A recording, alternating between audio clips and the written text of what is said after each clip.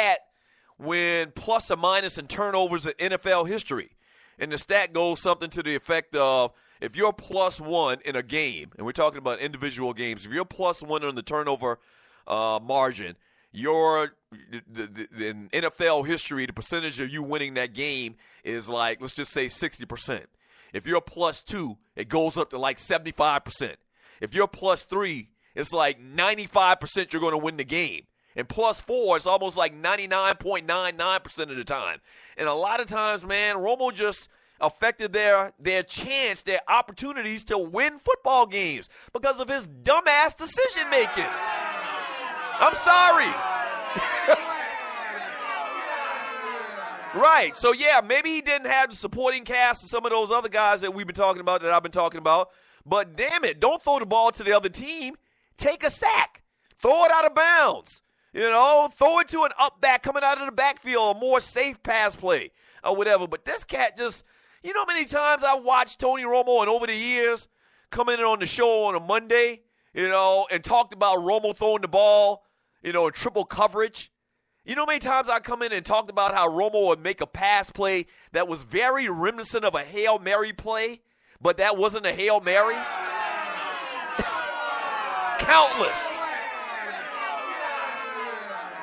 Countless from Brian Hill.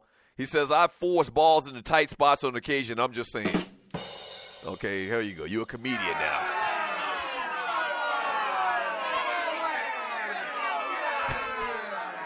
You're a comedian now, sir. T-Dubs says, dude was throwing the ball straight to the DPs. A lot of Romo's interceptions, man, were almost like he was throwing the ball directly to the defensive backs. What are you looking at? What are you looking at? What are you like so many times, and he's not the only quarterback, but a lot of times, man, it seems like you go back and look at some of Romo's interceptions, and they'll show the replay, and they'll show the coverage, and you're like, what are you looking at, dude? Like, did you not see that dude standing right there waiting for you to throw it? Like, he's had some of the most bad, or some of the worst interceptions that I've seen in my life. From that ninja, way too much time spent on a quarterback that's been hurt for 2 seasons straight. Well, the man's retired today, ninja. Calm down.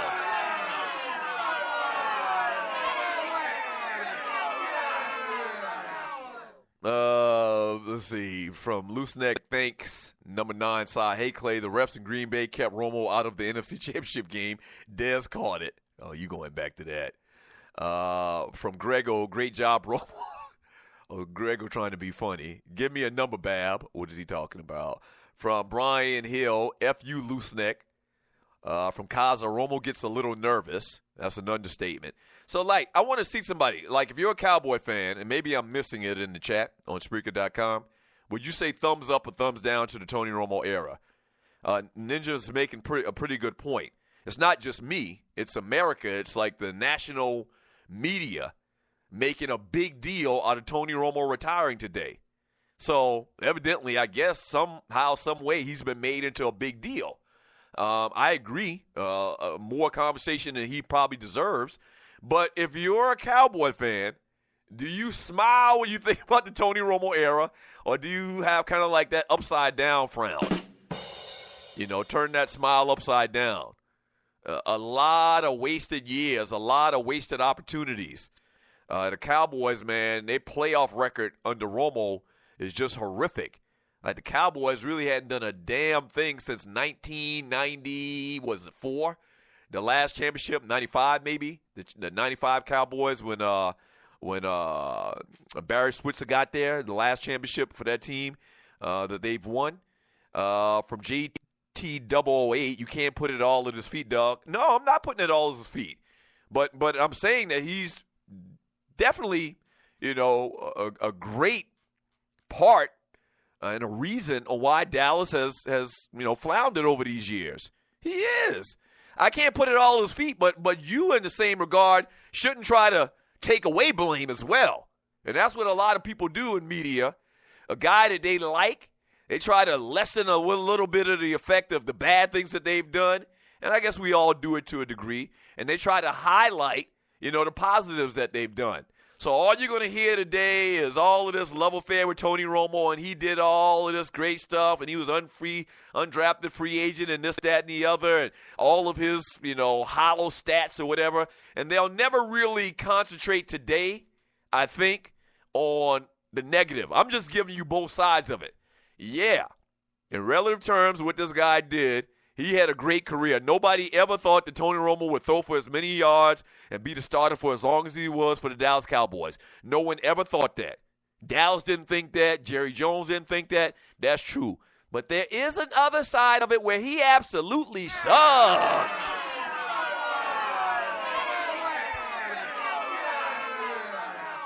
Clay, Tube Sock, Lovin Davis, Loose Neck. Romo couldn't even get to the NFC Championship. Never been to an NFC Championship. Once again, as I said earlier, never won a divisional round so that he can get to an NFC Championship. It's just not good. Mo Cheeks for 3. Doug, when you have a garbage-ass team, you feel you have to win the game, hence errors occur. But it sounds like I hear what you're saying, and I'm just going to listen to and think about your statement by itself in general. But when you make that statement, you do realize you sound like you're making excuses for Tony Romo, right?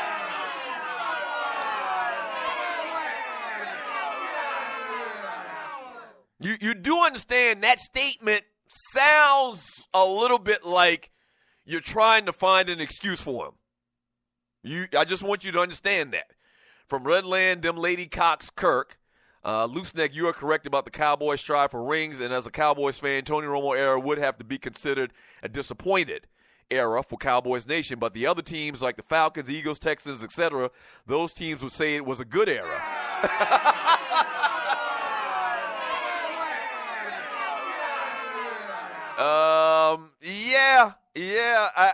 I guess I see where you're going with that. The fact that the Cowboys have this great history and they're America's team, whoever branded them or whatever, Textram, they're America's team and they've got Super Bowl champions and they've got all these legendary players. And when you look at the Eagles, the Texans, and the Falcons, we got pretty much none of that. As a matter of fact, one of the teams that Redland Kirk mentioned, the Atlanta Falcons, gave up a 25-point lead in the Super Bowl. I hear what you're saying. I hear what you're saying, okay? I guess you're making a point. Right, the Eagles, the Texans, they just got around here. And the Falcons, I get what you're saying. Yeah. From Big Apple Bastard Truck D, I'd rather you call in and put us to sleep than hearing this Romo talk. Who cares what you want to hear?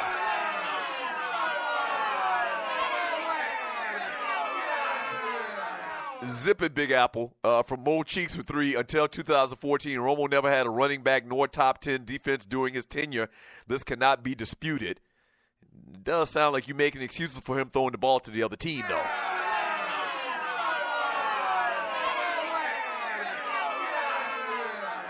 Once again, all of what you say might be true. All of what you say might be true.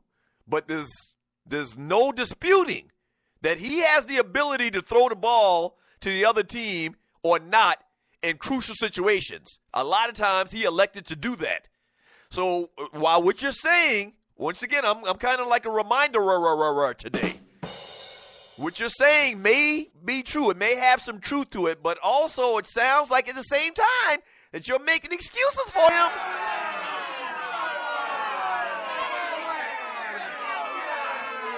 And that's just not going to go down here. That's the difference between this show and what you see on the Puppet Factory.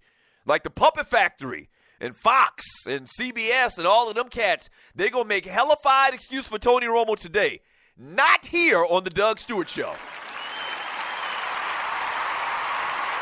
Whatever.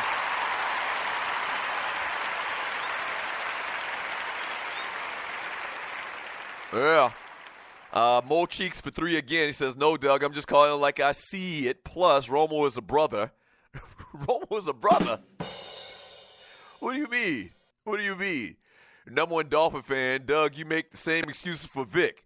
Okay.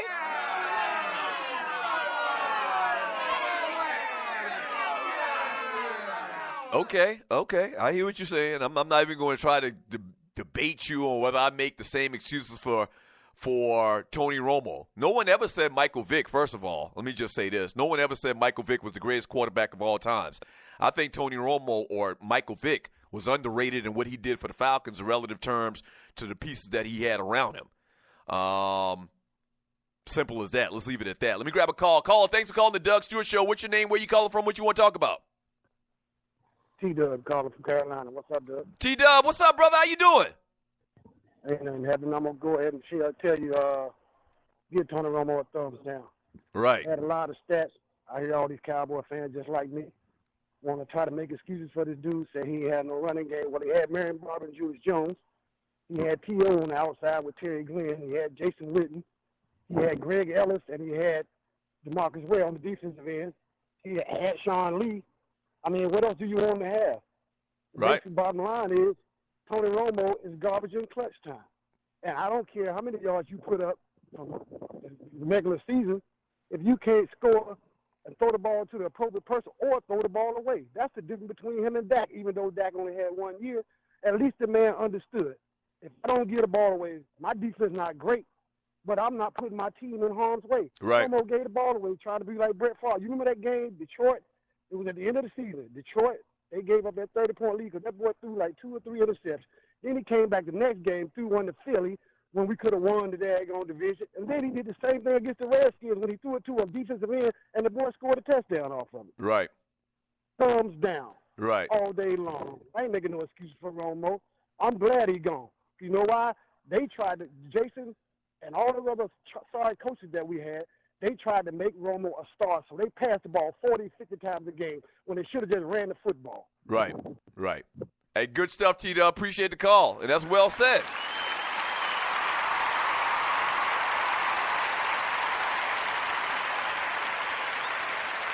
That's well said.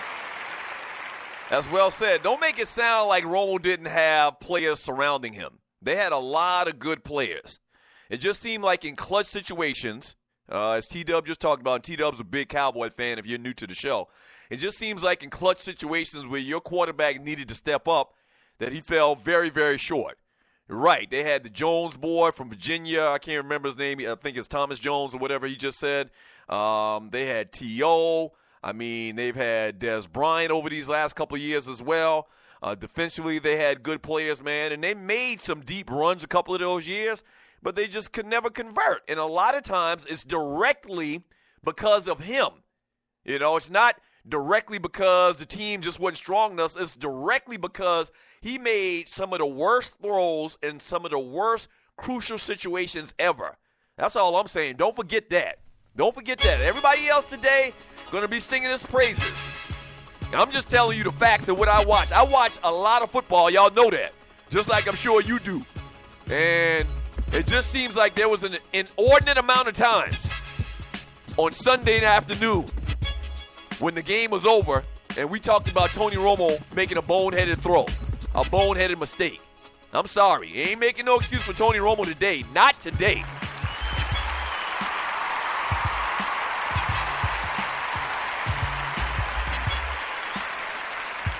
Right. When we get back from the break, entertainment. Don't go away. The Doug Stewart Show.